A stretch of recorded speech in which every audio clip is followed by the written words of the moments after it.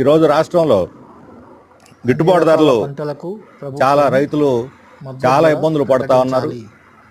ఇబ్బందులు పడటానికి కారణం ఈరోజు అంతర్జాతీయంగా ఉన్నటువంటి ఈ అమెరికా టారిఫ్ ఒక ముఖ్యమైనటువంటి కారణం. అది ఆక్వా కావచ్చు, లేకపోతే ఇతర వ్యాపార పంటల్లో కావచ్చు.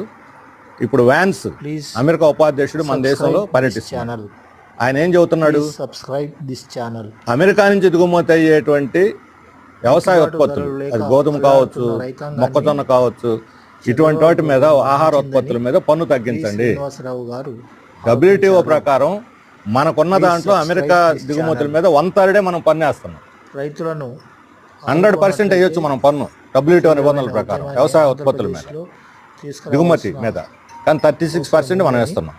ఇప్పుడు దాన్ని మేము 10% వేస్తున్నాం కాబట్టి నువ్వు 10% తగ్గించంటున్నారు. అంటే ఏమవుతుంది? రేపు పొద్దున మొత్తం ఆహార ఉత్పత్తులు, వ్యవసాయ ఉత్పత్తులన్నీ డంప్ అయిపోతాయి భారతదేశంలో. ఇక రైతులు బతకాల్సిన అవసరం ఉండదు, గిట్టుబాటు ధరలు ఉండవు, బలైపోతారు. ఎట్టి పరిస్థితుల్లో వ్యవసాయ ఉత్పత్తుల దిగుమతిని ఫ్రీ ట్రేడ్ కింద వ్యాన్స్తో ఒప్పందానికి రాకూడదు. ఇది దేశ రైతుల యొక్క భవిష్యత్తు, వాళ్ళ ప్రాణాలు, వాళ్ళ జీవితాలతో కూడుకట్టుకున్నటువంటి విషయము. అందుకని ఈరోజు రాష్ట్రంలో మిర్చి రైతులు, పత్తి రైతులు, పొగాకు రైతులు, ఆక్వా, కోకో, ఒకటి కాదు అన్ని రైతులు ఇంత తీవ్రమైన సంక్షోభం గత 4-5 సంవత్సరాలు ఎప్పుడు లేదు రాష్ట్రంలో. తీవ్రమైన వ్యవసాయ సంక్షోభం వస్తూ ఉంది. ఒక పంట ధాన్యంతో సహా మొత్తం తీవ్రమైన సంక్షోభంలో. కనీసం మిర్చి 11,400 కొంటామని 3 నెలల క్రితం వాగ్దానం చేశారు. దానికి ఆర్డర్ లేదు, కొనుగోలు లేదు, పరిహారం లేదు. ఏంటి మాటకు విలువ? చంద్రబాబు నాయుడు గారు చెప్పారు, స్వయంగా కేంద్ర మంత్రి చెప్పాడు.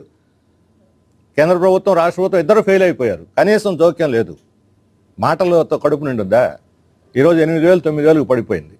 11,400 కొంటాను ప్రభుత్వం ఎక్కడ అడ్రస్ లేదు.